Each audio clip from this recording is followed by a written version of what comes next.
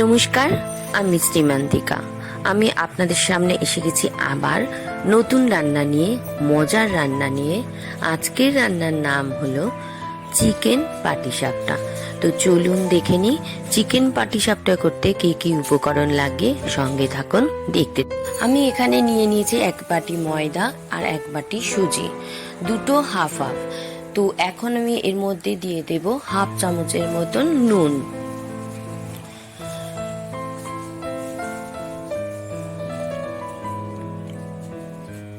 নুনটা দেওয়ার পরে অল্প অল্প জল দিয়ে ব্যাটার তৈরি করে নেব।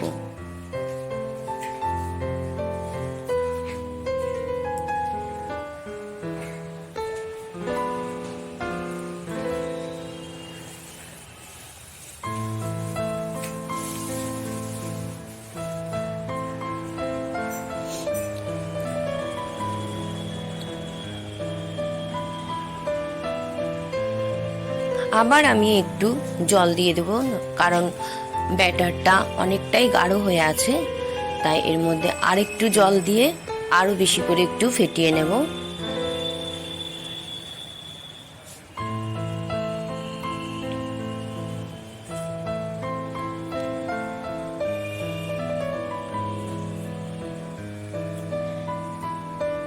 রেডি হয়ে গেছে ব্যাটার। এখন আমি এটাকে একটা থালা দিয়ে 10 মিনিটের জন্য রেস্ট করে দেব।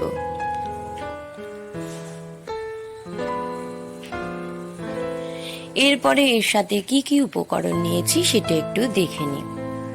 এখানে নিয়েছি 200 গ্রাম মাংসকে কিমা করে নিয়েছি, দুটো আলুকে কুচো করে নিয়েছি, একটা ক্যাপসিকাম কুচো করে নিয়েছি কাঁচা লঙ্কা কুচি নিয়েছি, সঙ্গে দুটো পেঁয়াজ কুচি, নুন, আদা রসুন পেস্ট, একটা টমেটো কুচি, আর নিয়ে নিয়েছি হলুদ গুঁড়ো আর কড়াইশুঁটি।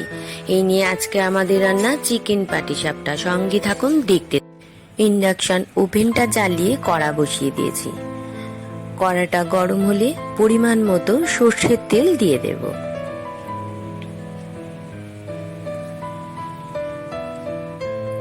তেল গরম হয়ে গেছে, খুন্তি দিয়ে একটু নাড়াচাড়া করে দিলাম। এরপরে দিয়ে দেব কেটে রাখা পেঁয়াজগুলো।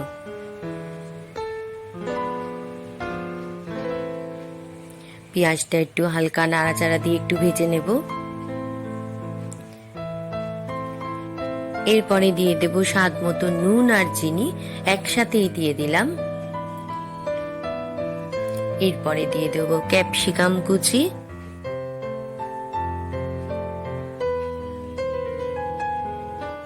দেওয়ার পরে একটু ভালো করে নাড়াচাড়া দিয়ে ভেজে নেব।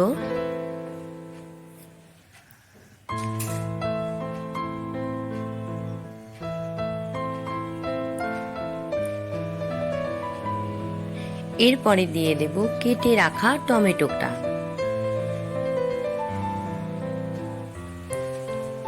টমেটোটা কি লাল টকটক করছে, তাই না?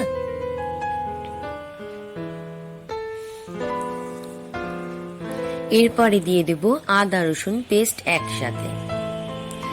পাটিসাপটা তো আমরা সকলেই খেয়ে থাকি, কিন্তু এই ধরনের পাটিসাপটা হয়তো বানালে এই প্রথম আপনারা খেয়ে দেখবেন। তো আশা করি সবাই এই ভিডিওটা দেখার পরে একবার ট্রাই করে দেখবেন কেমন লাগে খেতে। তো এরপরে দিয়ে দেব কেটে রাখা আলুগুলো। এই আলুটা দেওয়ার পরে অন্তত 2 মিনিট সবজিটাকে ভেজে নেব।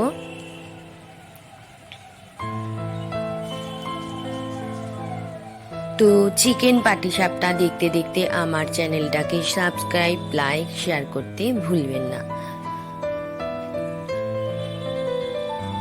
এরপরে দিয়ে দেব কড়াইশুঁটিগুলো, দেওয়ার পরে আরো 2 মিনিট ভেজে নেব। এরপরে দেব কাঁচা লঙ্কা কুচি। আবার ভালো করে নাড়াচাড়া দিয়ে সবজিটাকে ভেজে নেব।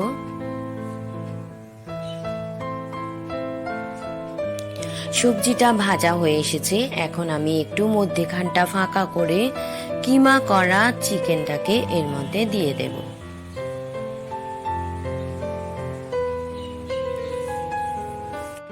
চিকেন দেওয়ার পরে সবজির সাথে চিকেনটাকে আরো ভালো করে 2 মিনিট কষাতে হবে।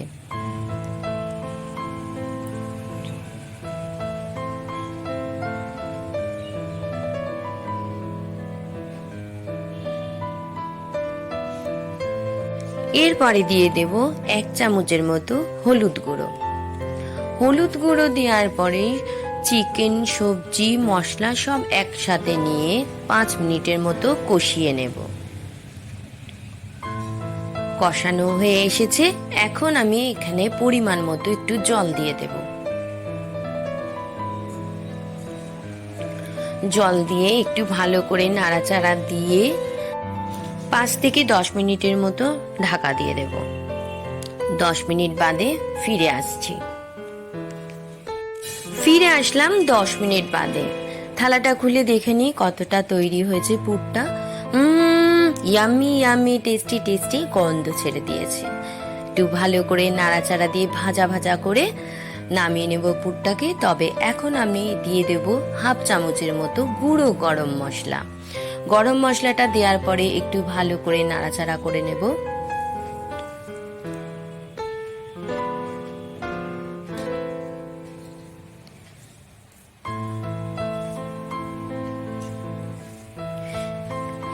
এবার খুন্তিতে তুলে দেখিয়ে দেব এর মধ্যে কোনো জল নেই, তাই এরম শুকনো শুকনো করে আমাদের পুরটাকে তৈরি করতে হবে। তো রেডি হয়ে গেছে, এখন আমি এটা একটা পাত্রের মধ্যে নামিয়ে নেব। এবার এদিকে চলে আসলাম, এটা খুলে দেখে নি এটা কত দূর তৈরি হয়েছে। রেডি হয়ে গেছে ব্যাটার। এখন এর মধ্যে আমি আগে থেকে কেটে রেখেছিলাম ধনে পাতা কুচি। ধনে পাতা কুচিটা এর মধ্যে মিশিয়ে দেব, মিক্স করে দেব ঠিক এইভাবে।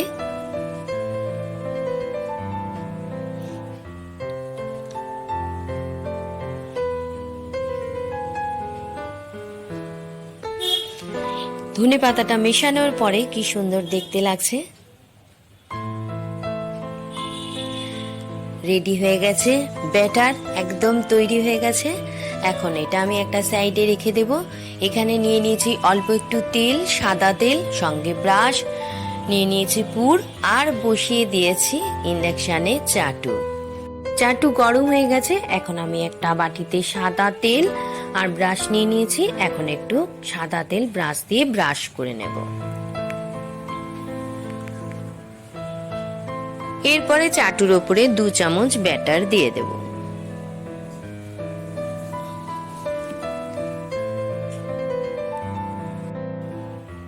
এরপরে আস্তে আস্তে হাতা দিয়ে ঘুরিয়ে ঘুরিয়ে এটাকে গোল করে নেব। যেমন করে পাটিসাপটা ভাজে ঠিক সেইভাবেই গোল করে নেব।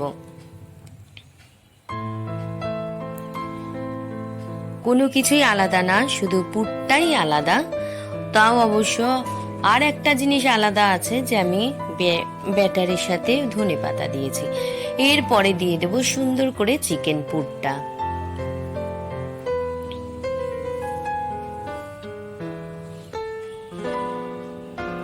কিরম খেতে হবে আপনারা তো আন্দাজই করতে পাচ্ছেন, তাই বাড়িতে ট্রাই করে খেয়ে দেখে আমাকে অতি অবশ্যই একটা কমেন্ট করবেন। এই কমেন্টের আশায় থাকবো।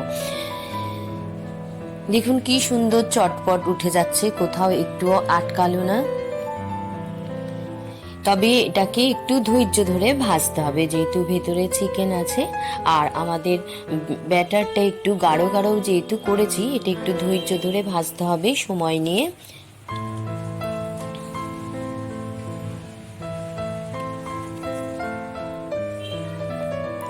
এরপরে আমি ওই তেলের ব্রাশ থেকে একটু উপরে তেল ব্রাশ করে দেব।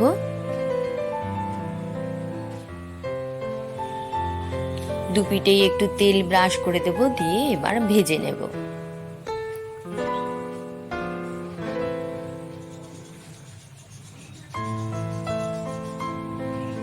এবার খুন্তি দিয়ে আর একদিক উল্টে দেব।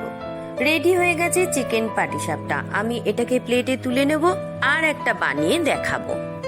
তো আমি এখানে আবার একটা বানিয়ে দেখিয়ে দেব। প্রথমে একটু তেল ব্রাশ করে নিলাম, এরপরে 2 চামচ ব্যাটার দিয়ে দেব চাটুর উপরে।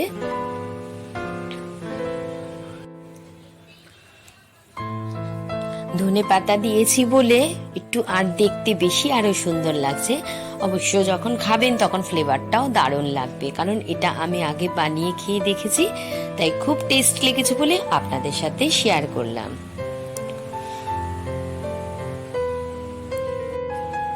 এরপরে দিয়ে দেব আবার 2 চামচ চিকেন পুর।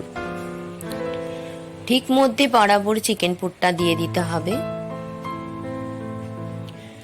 এরপরে দুদিক থেকে খুন্তি দিয়ে আবার তুলে এইভাবে ঠিক আস্তে আস্তে চেপে চেপে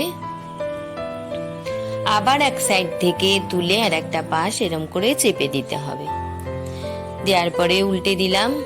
এবার একটু তেল ব্রাশ করে দেব। ঠিক এইভাবে তেল ব্রাশ করে উল্টে দেব, আবার এই দিকটা তেল ব্রাশ করে নেব। এইভাবে সব চিকেন পাটিসাপটাগুলোকে ভেজে নেব।